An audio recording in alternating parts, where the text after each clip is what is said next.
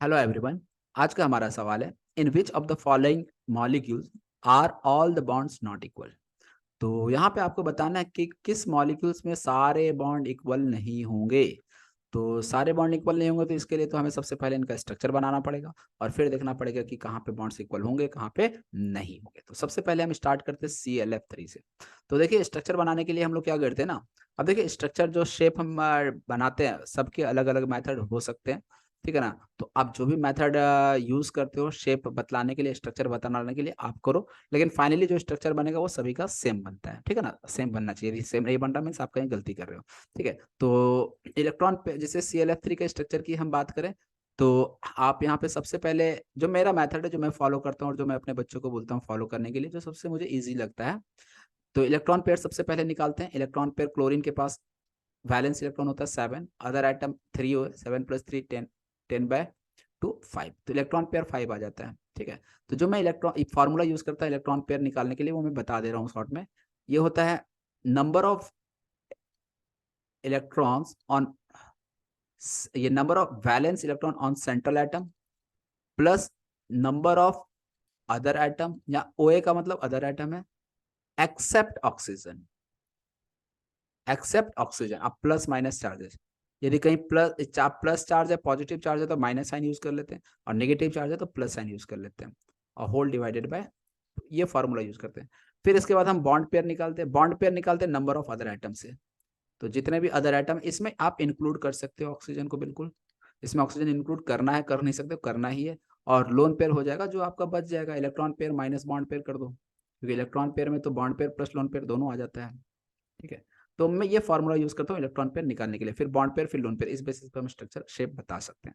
तो ClF3 central atom है chlorine, chlorine के पास वैलेंस इलेक्ट्रॉन होता है 7 प्लस अदर एटम है 3/2, तो ये आ गया 5। फिर उसके बाद bond pair number of other item के बराबर, अदर आइटम कितना दिख रहा है 3 फ्लोरीन।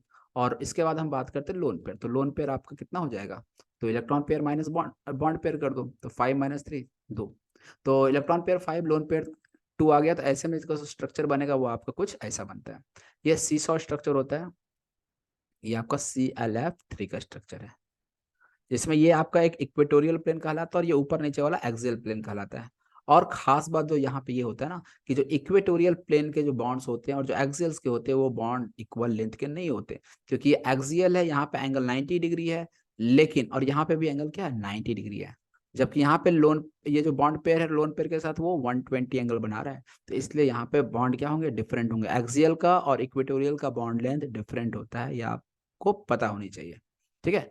तो ClF3 में सारे बॉन्ड्स क्या हो जाएंगे, इक्वल नहीं होंगे। आपको बताना है all the bonds not equal, तो शायद आंसर तो मिल गए। तो याद रखिएगा, जब भी इलेक्ट्रॉन पेयर 5 आता है ट्राइगोनल बाई पिरामिडल ज्योमेट्री की यदि हम बात करें, तो जब भी इलेक्ट्रॉन पेयर 5 आएगा तो ट्राइगोनल बाई पिरामिडल ज्योमेट्री होगा, और जो बॉन्ड इक्वेटोरियल पे होंगे और जो एक्सियल में होंगे वो उनका बॉन्ड लेंथ इक्वल नहीं होता, ठीक है। तो ये ऑप्शन ये हो गया। सेम वे में हम ऑप्शन बी की बात करें तो BF3, तो BF3 का स्ट्रक्चर कुछ ऐसा होता है, ये तीनों का तीन इसका जो स्ट्रक्चर होता है, शेप जो होता है वो आपका ट्राइगोनल प्लेनर होता है, एक ही प्लेन पे होते हैं, सारे एंगल सेम है। जब सारे एंगल सेम है, एक ही प्लेन में बॉन्ड है, तो ऐसे में ये बिल्कुल बॉन्ड लेंथ यहाँ पे तीनों इक्वल होंगे, इसमें कोई दो राय नहीं है। ऑप्शन सी की हम बात करते हैं, AlF3, तो AlF3 भी सेम चीज है, जैसा BF3 था वैसे AlF3। यहाँ पे भी एल्यूमिनियम के पास कोई लोन पेयर नहीं बचा, और तीनों बॉन्ड के बीच में एंगल 120 ही है, इसलिए यहाँ पे भी all bonds are of equal length. Option D की बात करते हैं NF3, तो NF3 आपका हो जाता है पिरामिडल ज्योमेट्री, आपका कुछ ऐसा हो जाएगा। तो ये बिल्कुल NF3 जो यहाँ पे आपके दिख रहे हैं, ये बिल्कुल पिरामिडल शेप में है, इसमें कोई एक्सियल और इक्वेटोरियल वाला कॉन्सेप्ट है नहीं, तो इसलिए यहाँ पे जो NF बॉन्ड होगा वो आपका वही रहने वाला है। आप ऐसे भी देख सकते हो, यदि एंगल आपका हर जगह सेम है, दोनों के बीच एंगल जो यदि सेम रहता है, तो ऐसे केस में बॉन्ड लेंथ भी इक्वल होता है। तो यहाँ पे जो एंगल इसके बीच में वही एंगल यहाँ पे भी है, तो कुछ भी नहीं है। इवन लोन पेयर के साथ तीनों के तीनों फ्लोरीन आपके सेम एंगल फॉर्म कर रहे होंगे, ये 3D में देखोगे, क्योंकि ये ट्राइगोनल पिरामिडल है। तो इसको 3D में इमेजिन करोगे तो आपको समझ आ जाएगा कि लोन पेयर का तीनों फ्लोरीन के साथ सेम एंगल बन रहा, और फ्लोरीन फ्लोरीन आपस में भी सेम एंगल बना रहे हैं, तो इसलिए यहाँ पे सारे बॉन्ड्स इक्वल लेंथ के होंगे। तो BCD तीनों में इक्वल लेंथ के होंगे, लेकिन ऑप्शन ए जो ClF3 था, जहाँ इक्वेटोरियल और एक्सियल बॉन्ड्स है, वो बॉन्ड लेंथ डिफरेंट हो जाएगा। तो इसलिए इस सवाल का सही जवाब हो जाएगा option A ClF3। Hope you understand this question. Thank you for watching video.